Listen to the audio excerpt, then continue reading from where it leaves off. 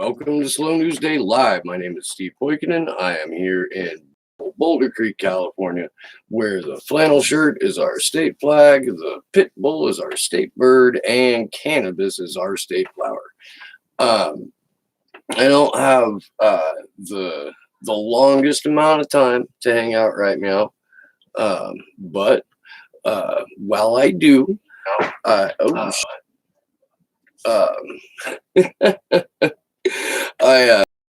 in fact, I haven't seen this like widely reported. It was in Politico yesterday, and it was in the Hill this morning. And if you were watching this show a few weeks back, you heard Whitney Webb talk about it.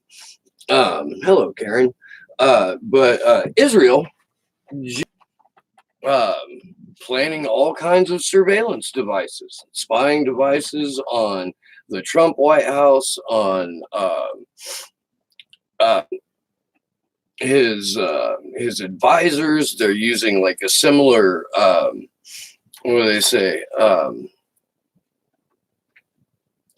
They're referred to as aggressive in this Politico article, which is hilarious. I'm going to cite from that, and I'll make sure and put it in the notes.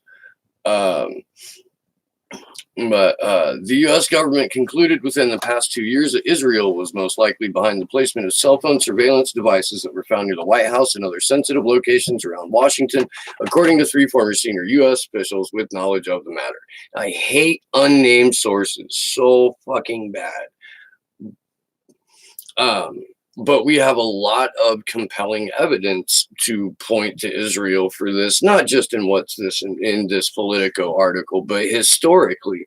And it's tied back to a branch of the it's basically like Israel's version of the NSA. It's their cybersecurity and cyber warfare division, and it's called Unit 8200.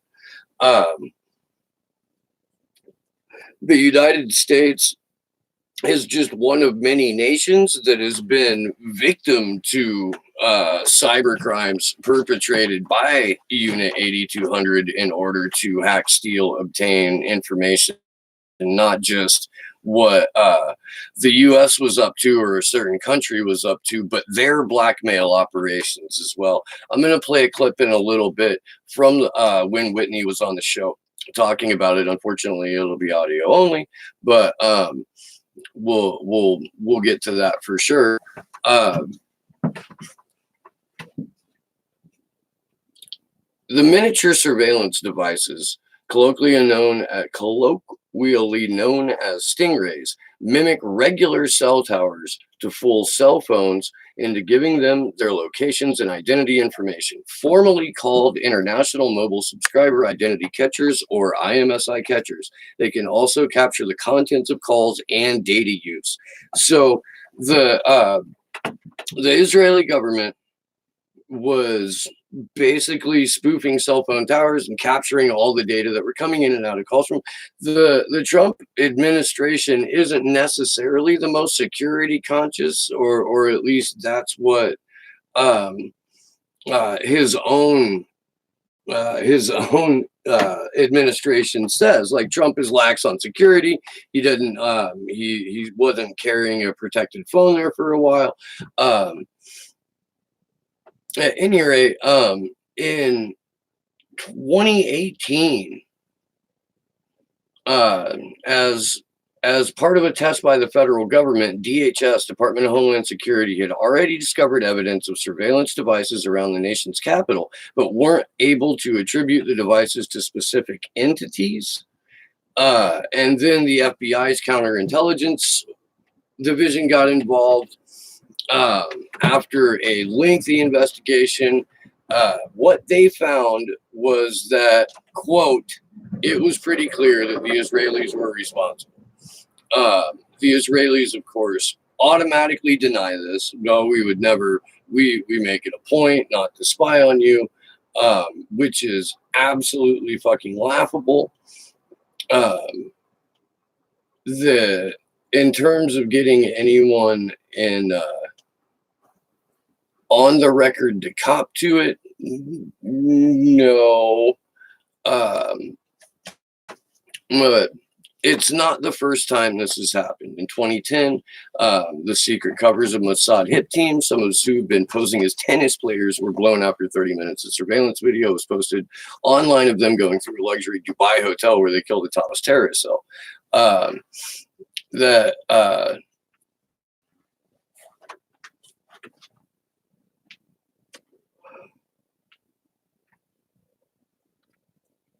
let's see. U.S. officials sometimes have been taken aback by Israel's praise on spying. Former U.S. government official recalled his frequent concern that Israel knew about internal U.S. policy deliberations that were meant to be kept private. Sometimes it was sort of knowledge or thinking. Occasionally, there were some turns of phrase like language that, as far as we knew, had only appeared in drafts of speeches and had never actually been used publicly. And then some Israeli official would repeat it back to us and say, "This would be really problematic if you were to say X." As much as the United States has a history of spying on other countries, and as much as we interfere with the elections of other sovereign nations, Israel, our good friend and ally, our brother from another Abrahamic mother or some shit.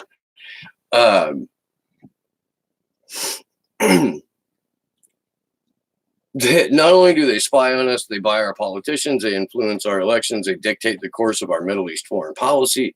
And there are times when it is incredibly hard to tell who is whose client state. And now it's come to light that once again, surveillance devices that by all evidence point to Israel have been found at the White House. Again, this isn't new. I'm going to play some audio from the last time Whitney was on the show, where she talks a little bit about the history of Israel's Unit 8200 and the role that they've played in surveilling the White House since the Reagan years. So this is an interview I did at the beginning of August with Whitney, August 8th. It is on the channel. I'm just going to play a little bit right now. Earl Bryan was successful in selling to some countries. But because his company was American, not all of the foreign governments wanted to buy from American. They were like, CIA did something to this. So Rafi Eitan then goes to Robert Maxwell, who he knew and he was close to also. By the way, Rafi Eitan also did stuff with Mayor Lansky. Also, they had a direct association. Unsurprisingly. Because why wouldn't they? Right. So he asked Robert Maxwell basically to be a salesman for this software, and he did it really successfully. And he even got the Russian government and Russian intelligence, the KGB, to start using it. So basically, the Mossad and Israeli intelligence, more broadly speaking, because this is one intelligence agency that put the back door in, but I mean they intelligence share through agencies in the same country, right? So basically, Israeli intelligence had access to all of the most secure databases of countries all over the world from at least 1983 up through the 90s until it was sort of exposed the backdoor. Wow. So that's nuts. Yeah.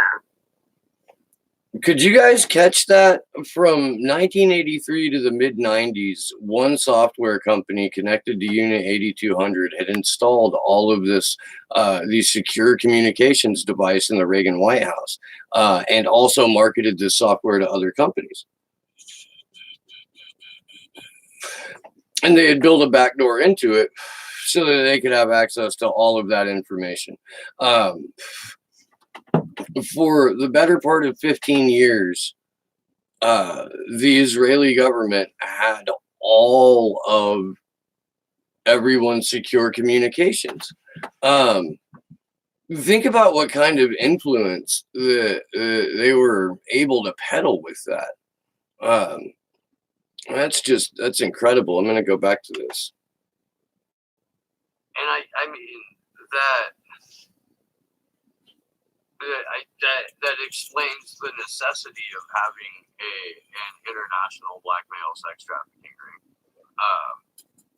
Well, so like basically Israel, by doing this, like if the CIA had any of this blackmail like uploaded digitally that it had acquired for its own purposes, or any other intelligence agency, if they had it online in any of these databases that were linked up to this software, which combed through all these different databases, right? That's like why it was revolutionary at the time. Or part of the reason anyway. So the Mossad had access to all of that. It basically got access to like all the blackmail of like the world, basically. I mean, there were some countries that didn't use this, right? I don't want to say every country used it, but it was a lot. And they sold it at a profit. They made like hundreds of millions of dollars selling this to people. So this company that she's talking about ended up getting found out in the mid-90s. I'm not going to play all of that interview. You guys are more than welcome to go back and check it out in its entirety. It is Whitney Webb. She is fantastic, so I recommend it. But let me pull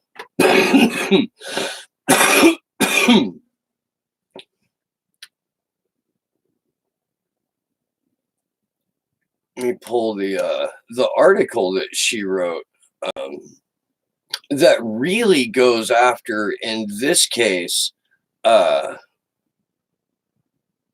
Carbine, which is a Unit 8200 company that is revolutionizing the way that 911 calls work by harvesting all of the data from open Bluetooth apps or apps that are linked to, or open Bluetooth phones that are linked with this Carbine system. And what it effectively does is allow for one of the largest and most effective citywide surveillance networks, whether they want to use it for nefarious purposes or, you know, the perfectly legitimate purposes that governments would use to heavily surveil and erode the civil liberties of their citizens.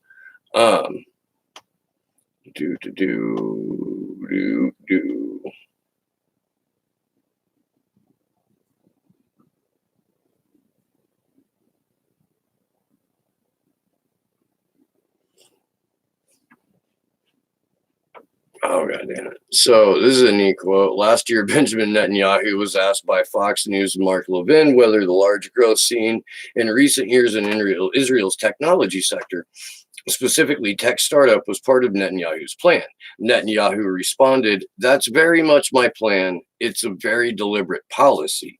He later added that Israel had technology because the military, especially military intelligence, produced a lot of capabilities. These incredibly gifted young men and women who come out of the military or the Mossad, they want to start their startups. That is the Prime Minister of Israel telling the Fox News audience, my intelligence services are intrinsically linked with all of our tech firms. These are the tech firms that provide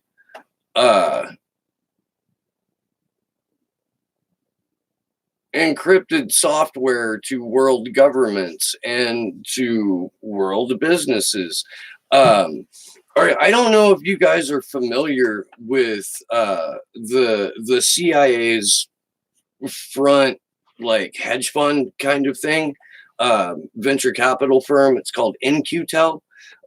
If you look at the origins of basically every tech monopoly in the US, they received NQTel funding when they were a startup. It's the intelligence agency's way of making sure that they are always at the forefront, or with the help of DARPA, a little bit ahead of the latest emerging tech.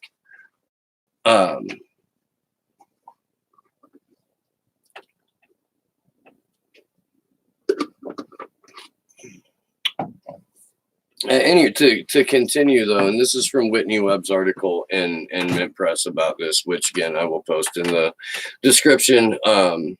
before I leave to go to a clamper meeting tonight.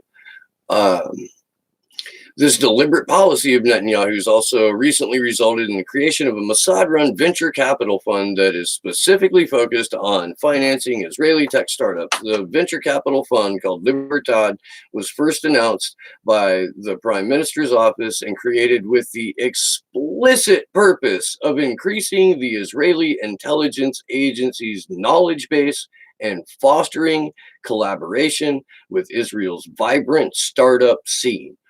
It was modeled after CIA's venture capital fund Incutel, which invested in several Silicon Valley companies, turned government and intelligence contractors, including Google and Palantir, with a similar goal in mind.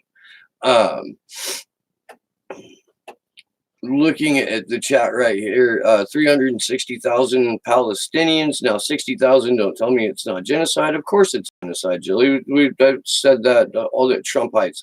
Did you know that Netanyahu made an 11th hour campaign promise to the people of Israel that if he elect him, that if they re-elect him, he's going to annex the entire Jordan Valley? And because of the relationship that not just Trump, but the United States in general has with Israel, not Netanyahu specifically, that seems to be a likely scenario. Although, and this has been discussed on Slow News Day before, Bibi's opponent, and I think it's one of his either foreign minister, something like one of his cabinet ministers, is even further to the right of Netanyahu, and this is the guy that the Democrats have decided they would rather have in office than Netanyahu, mostly because of how friendly Bibi is with Trump and with Kushner. Palantir, Peter Thiel, sociopath on steroids. You are absolutely 100% right. Peter Thiel was also one of the original Facebook people. And he is featured in this story, if I can find it. If you guys aren't familiar with Whitney Webb, she is incredibly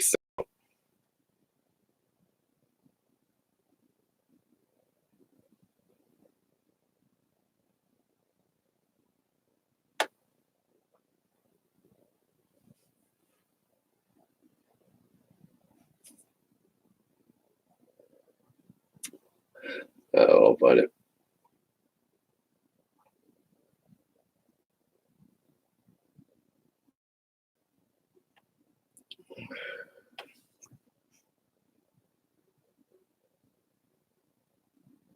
Okay, this is more. Let me tell you a little bit more about Carbine 911 while I look for this.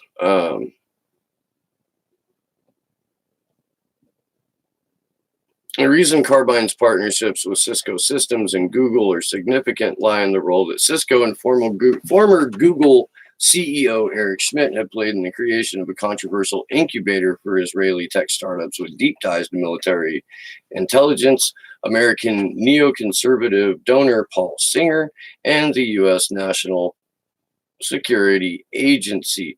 This company, called Teammate, is an Israeli company creation platform whose CEO and co-founder is Nadav Safrir, former commander of Unit 8200. Two of the company's other three co-founders are also alumni of Unit 8200. Among Teammate's top investors are Eric Schmidt, the former CEO of Google, who also joined Peter Thiel in the funding of the Unit 8200 link Billguard, as well as major tech companies, including Cisco Systems and Microsoft. Microsoft, if you'll remember, is also partnering with the Pentagon to guarantee the security of our voting machines.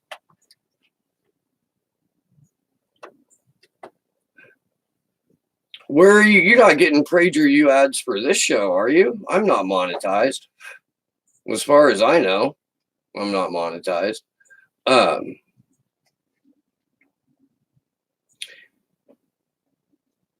Dershowitz is heavily invested in Israeli tech startups and fears BDS will hurt his money. You know what, man? So okay, I googled. I was looking up some stuff about Alan Dershowitz and his connections with Epstein, and I was scrolling down in this thing, and you know how at the bottom of a Google search, it's like people who are also blah blah blah.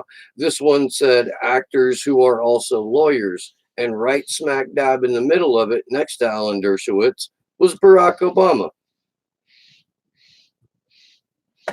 Wild. Oh yeah, no, the PragerU ads kind of what like I think it might even be YouTube's way of fucking with people. Especially because YouTube knows better than anyone that if the person on the other end doesn't sit through the ad, the creator doesn't get paid for it.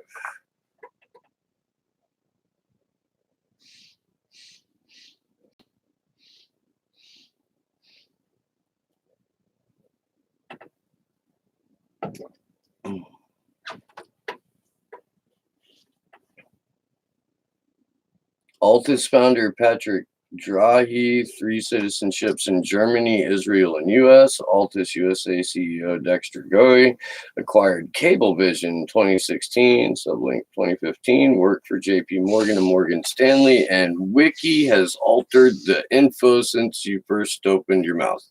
That's crazy.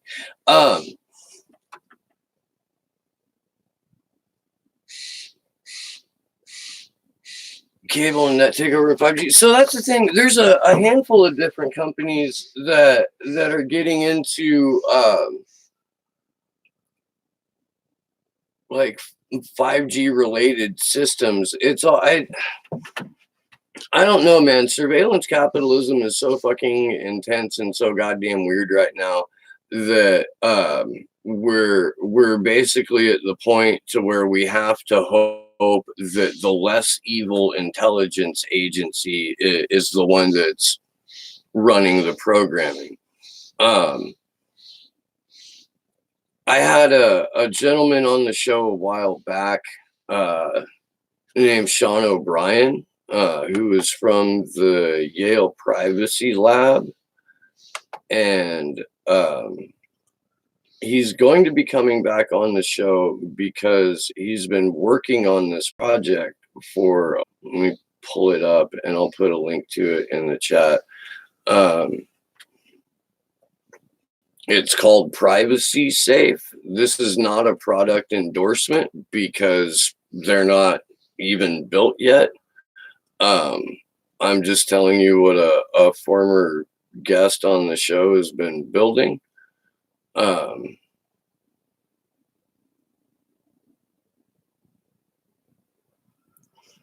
But it says Privacy Safe Vision is an IoT storage appliance that lives in your home or office, giving you keys to your data. It has malware protection, Bitcoin Pay, Monero, and more. Real-time file scan for viruses and ransom. What it is basically is the entire thing is like an anti-cloud storage device. So instead of having to put your information and your data up into a cloud or on some random fucking server, you can pull it and put it all on this physical device next to you, which seems pretty fucking cool and pretty goddamn handy. So hopefully I will be able to get him to come on and talk about that.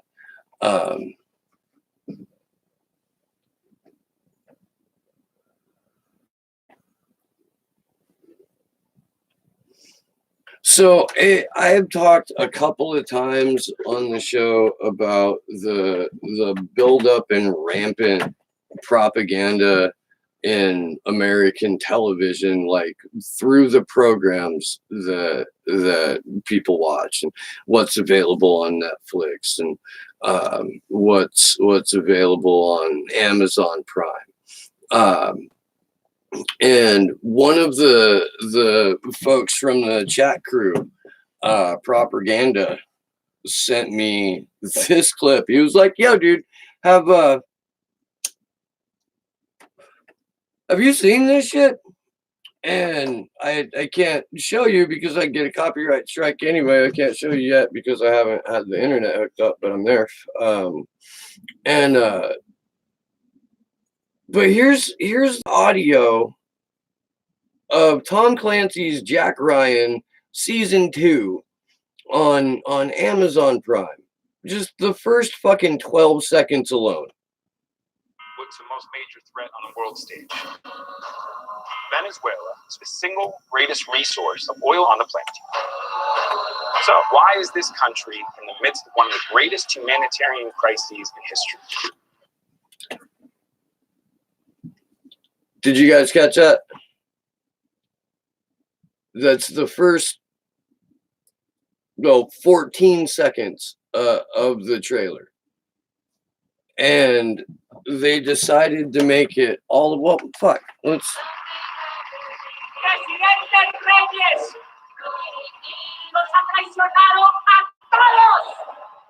The concern is that the Russians are secretly selling weapons to Venezuela. It would fit a pattern. This ends up in the news. It's just going to cause panic. In nuclear Venezuela, you will not hear about in the news because we'll already be dead. Business a pleasure, Jack. I'm here for work. Click! Go shoot some socialists! Some Russians! Exploding shit! Ow, my Venezuela! They got him. They got him. He ducked. He might be in bad shape. So that's a real thing that happened, that Amazon Prime put however much money in to get the guy from The Office and make him work out and go sling propaganda. And now the biggest threat to America is a nuclear armed Venezuela. Do you see how goddamn cartoonish that is?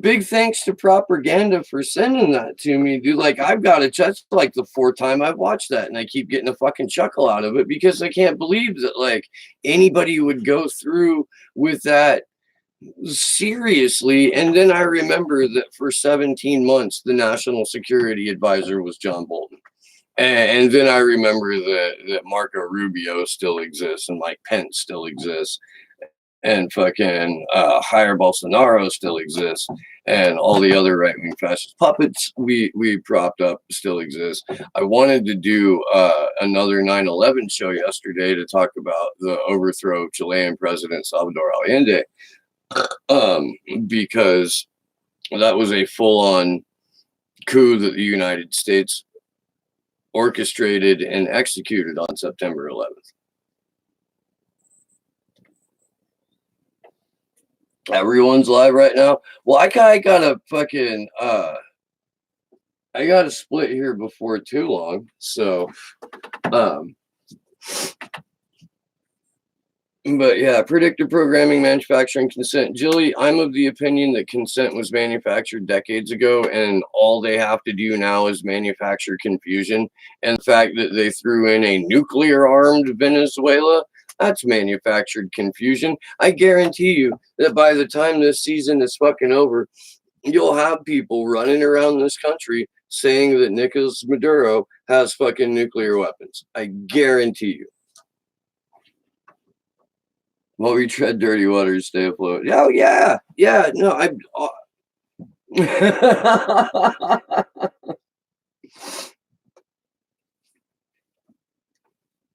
Trump banning e-cigs, but lead water and fossil fuels, air killing millions are fine. You're right, though. You're right. I mean, look, who would have thought that Donald Trump, the fucking super outsider who was gonna drain the swamp, would come into Washington, give tax cuts to billionaires, ban bump stocks and fucking tobacco juice.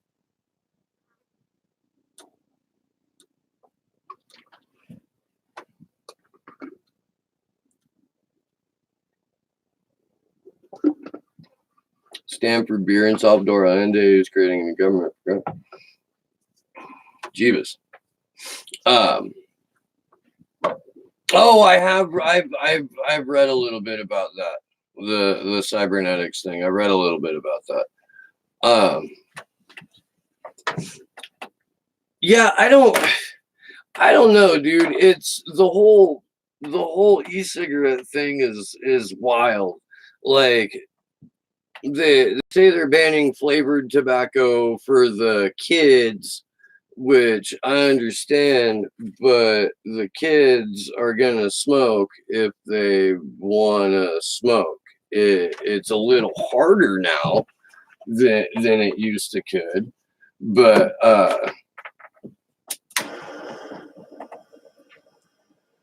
you're still gonna have e-cigarettes with regular tobacco, from what I understand, unless he's banning e-cigarettes outright.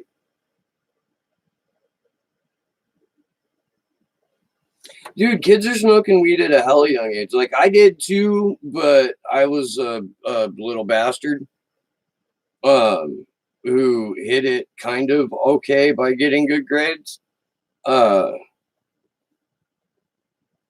But like, shit, dude, sixth graders getting caught with vape pens at school and shit. Like,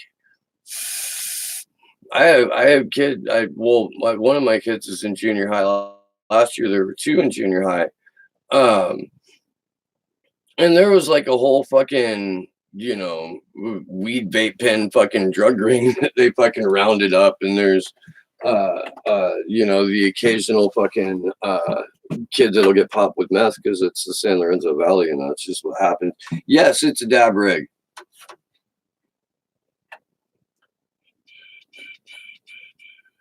Because we're dabbing for Jeebus on the show.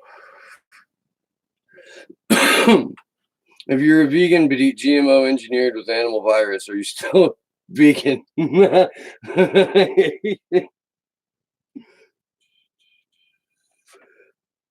I think if you get the super hormoned up like 9-legged chickens, then you still count as being a vegan.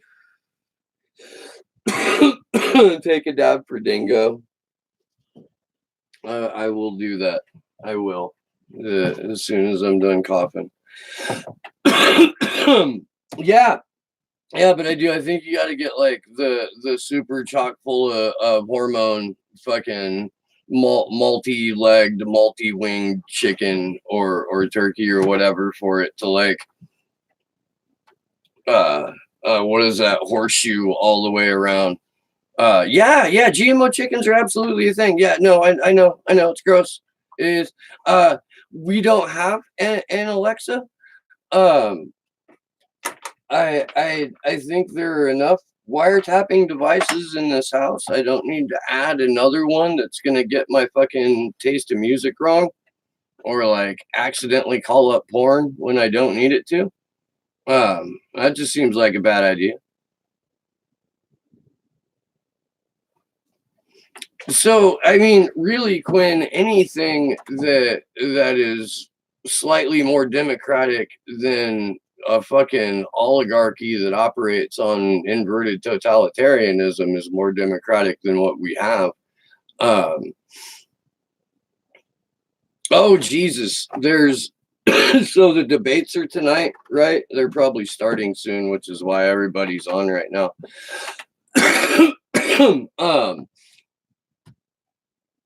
I'm not really going to watch them. I got shit to do, but I will be on Niall Elkham's show tonight giving my debate breakdown.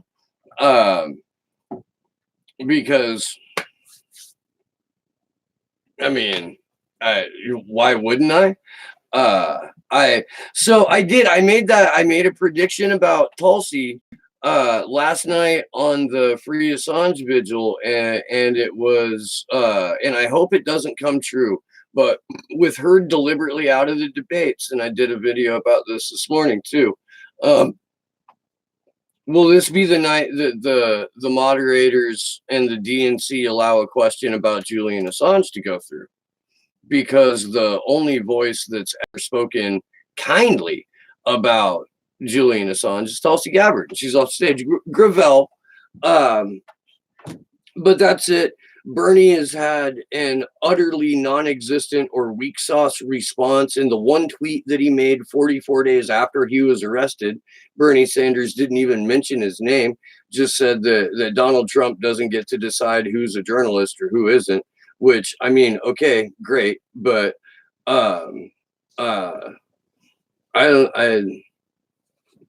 it's not a defense of Julian Assange. So I think if Tulsi's not there, this might be the one and only time that Julian Assange gets brought up during the course of this entire presidential primary at all.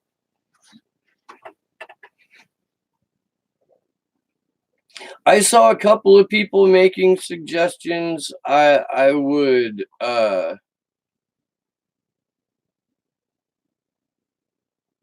check the tweeters for that. I don't know. I'm gonna be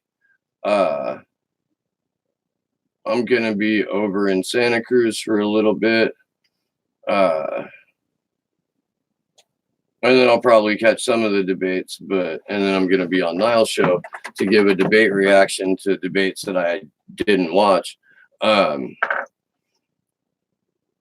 Because I think that they're bullshit, man. Has anyone ever had your opinion swayed by a debate? Has a debate made you look at a candidate and go, okay, because of this one well-crafted, well-scripted line, I now will shed whatever allegiance to a candidate I had 10 minutes ago and go for this person?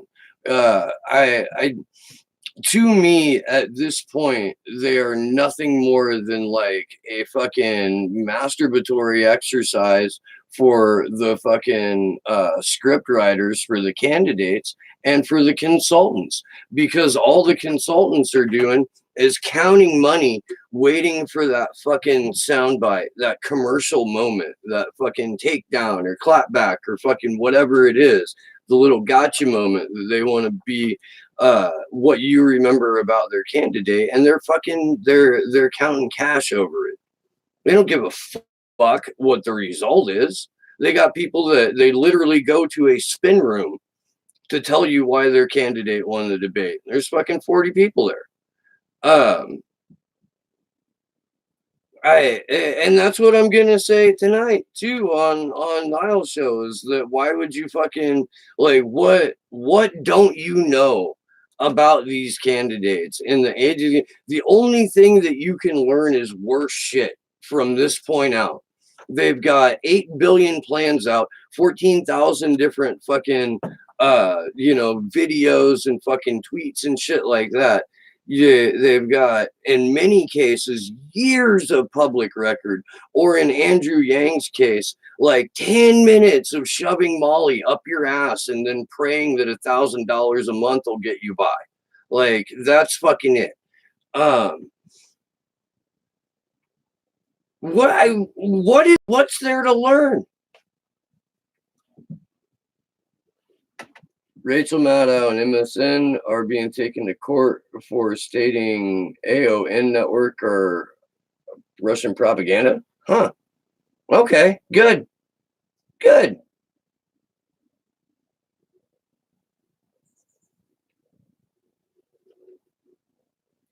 Yeah, no, I know, man. I know that the Pat and the good Jeffrey Epstein are gonna be doing something. I don't, like, fuck, dude. To me, it's just such a goddamn it in terms of what could be said on that stage and what people do with their time instead. In terms of like the questions that you could actually be asking, in most cases, these fucking empty, dead-eyed, warmongering fucking sacks of shit. And it's just this flagellation. It's disappointing, man. It is.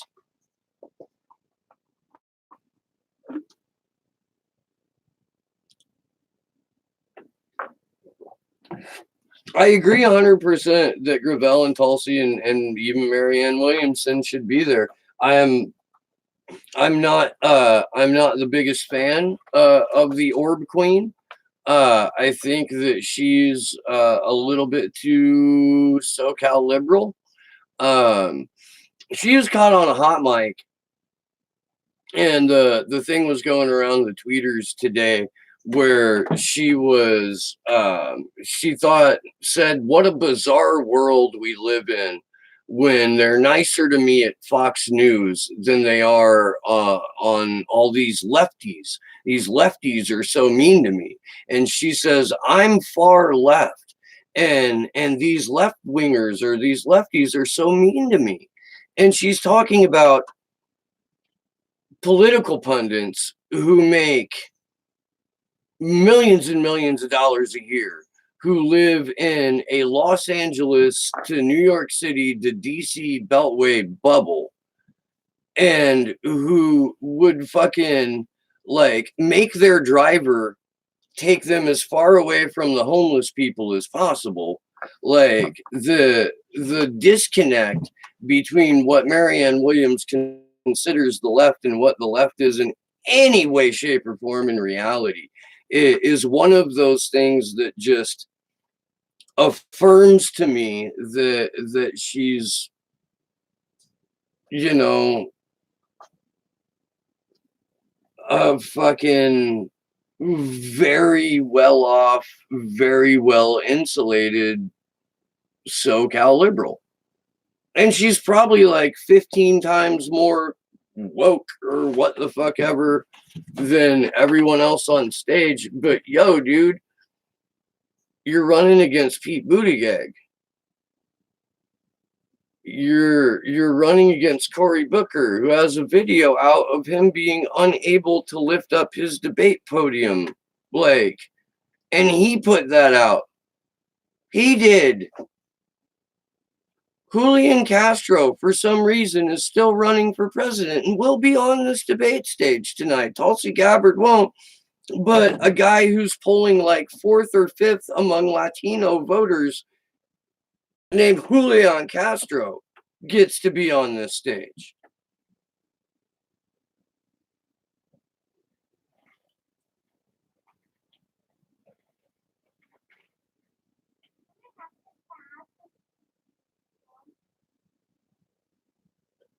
Tearing down. I'm not tearing. I'm not tearing her down. I'm fucking telling you what she said and where she's from, and that she has had a very, very successful career selling a lot of books and made a lot of money.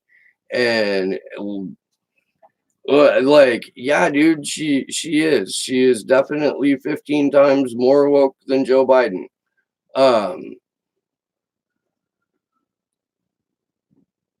She still doesn't know where she stands on Julian Assange. She's still against Medicare for all.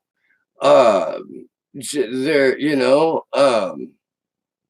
should she be on that stage more than like John Delaney? Absolutely. Tom Steyer? Absolutely. Yes.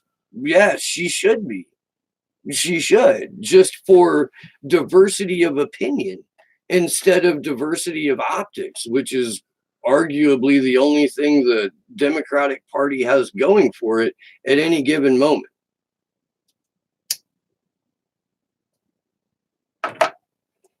But I'm not slamming her. I'm telling you what she said.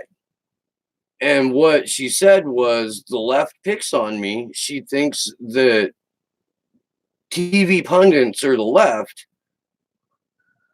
If that's where she views the left, then she is in a very, very different spot than anybody that I would consider a leftist. That's what I'm saying.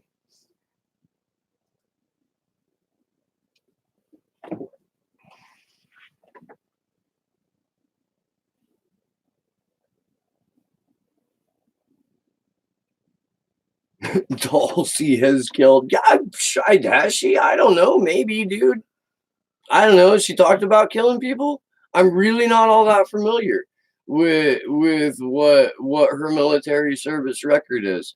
I guess I would be a little bit more taken aback by that sentence if she wasn't a member of the armed forces and it wasn't like kind of their job to kill people. Like if she was just a surfer and a congressional representative and you were like, and Tulsi Gabbard kills people, I'd be like, whoa, that's fucked up, you know? And it's not that it's not fucked up that it's the job of a soldier to go out and kill people, but it's, you know,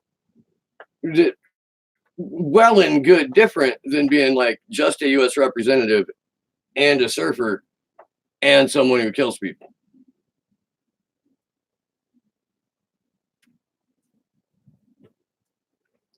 And by the like, at no point um, have I ever said go out and vote for anyone running for president in the Democratic primary. You're not going to hear me say that. I'm not going to advocate on behalf of a candidate.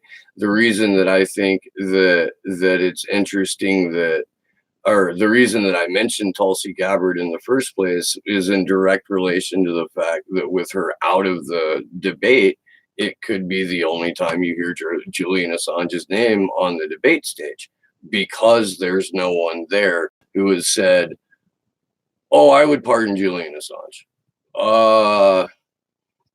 Chelsea Manning and Edward Snowden are heroes. Like there's nobody else up there that has done that. No, and there won't be whatsoever. In fact, the majority of the people on that stage are downright hostile to him, and the ones that aren't are the ones that aren't openly hostile to Julian Assange will still assassinate his character while hiding behind Trump, Orange Man, bad, espionage act, questionable, you know.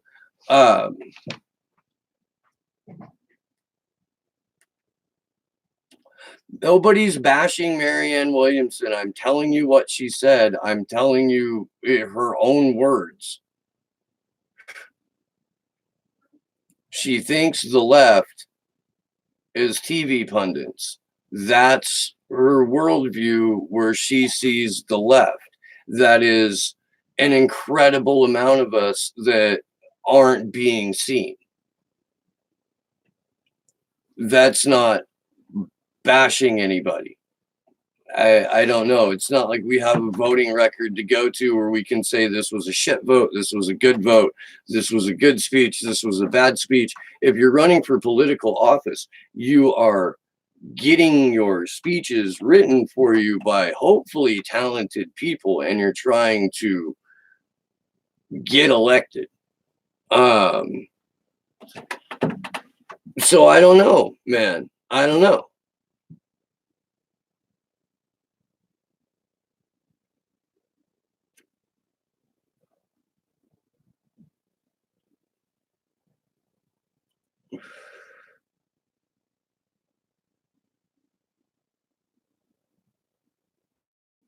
I was implying she's a phony by parking away from the homeless. Did I say that Marianne Williamson made her driver park away from the homeless?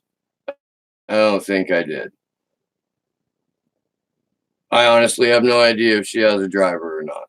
I know that I think I was referring to the DCLA New York bubble pundits.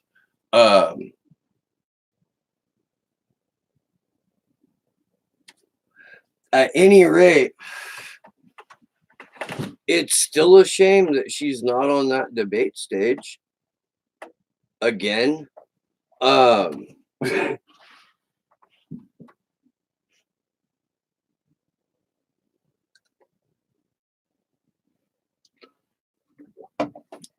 would be a much more interesting debate with Marianne Williamson and Mike Gravel and Tulsi Gabbard on there. Like I would actually make a point to tune in for at least more than I'm going to.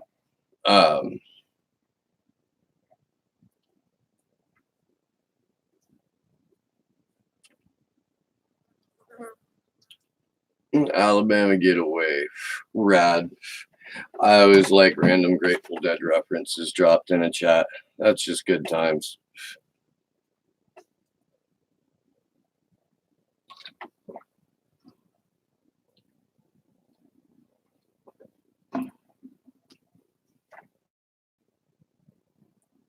Parking away from homeless is not as evil as killing for imperialism. I don't remember trying to make that argument. I don't. I've smoked a little bit since I've been back though, so I don't know. I'm about to go hang out with a bunch of fucking half drunk bastards who have a charity problem.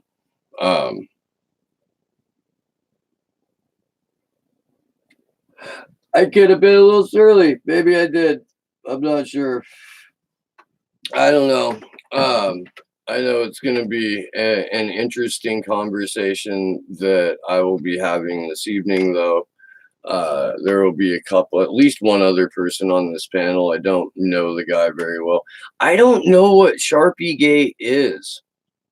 I've only seen references to it on Twitter. Like when I say that I do news outside of the narrative and I go out of my way to, like, when I cite articles and sources, to have them not be, you know, from what I try to keep it in that 5% of media that isn't owned by 6 companies. So I am 100% unaware. I saw a couple of memes like that were related to it, but I don't know the original story.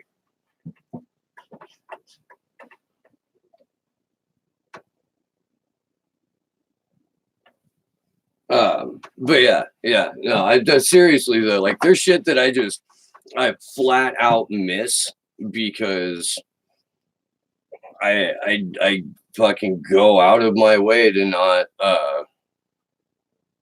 not give any of my energy to those 6 companies. I know that there's times that I can't help it, but okay. Yeah, chat's moving a little bit too fast for that, Jeff.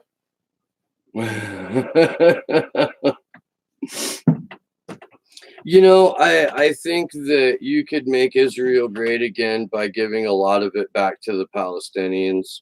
I think you could make Israel great again by repealing the law that made it an apartheid state.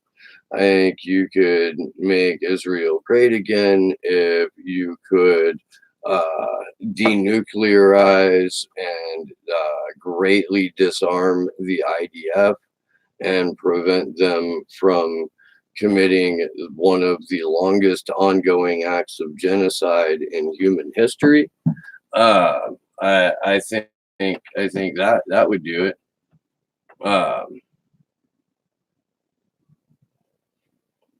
You were suspended by Twitter for suggesting Bolton should be hanged. An hour later, he was fired.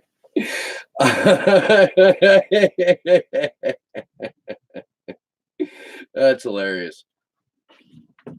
Oh, not anti-Semitic, anti-genocide, anti-apartheid.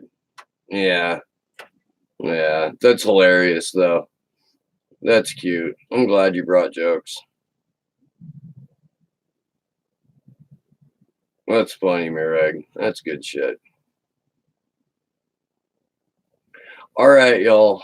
I gotta go pick up a couple of people and drive over to Santa Cruzish. The next several days are ridiculously busy. I will be talking with Nico House on Sunday, and I'm hoping that can get live streamed. But yeah, I think that's about the extent of what's going to happen over the next couple of days. So if you dig the content, hit the like button, subscribe to the channel. If you really dig the content and you currently support independent media and would like to add this to the independent media that you currently support, you can go to patreon.com/slownewsday. I will have another video that I'm putting up there today. And I just found out that you can live stream from Patreon now. So I'm gonna be testing that out. Kick ass. All right. So until next time, this has been Slow News Day. I'm Steve Poikinen, and good luck to us all. Well, we get to see how long it takes before the thing actually ends. This is a fun part where the channel just stays open for like an extra 5 minutes. Because why not? No, it's a banjo.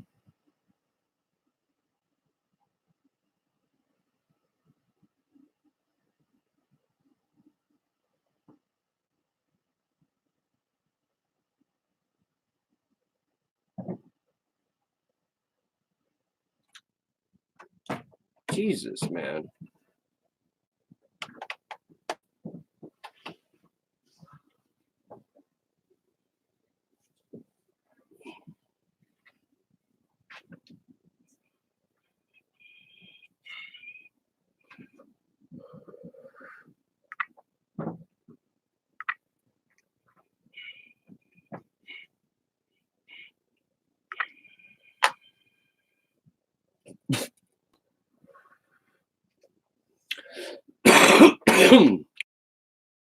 Wow.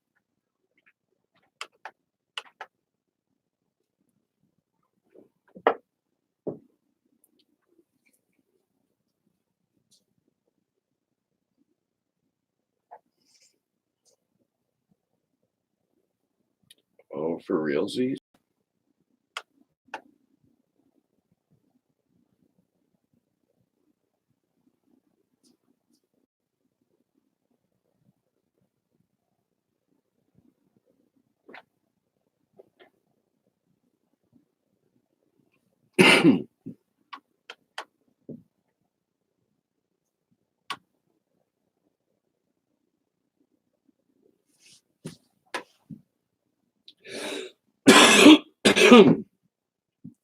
This is fucking ridiculous.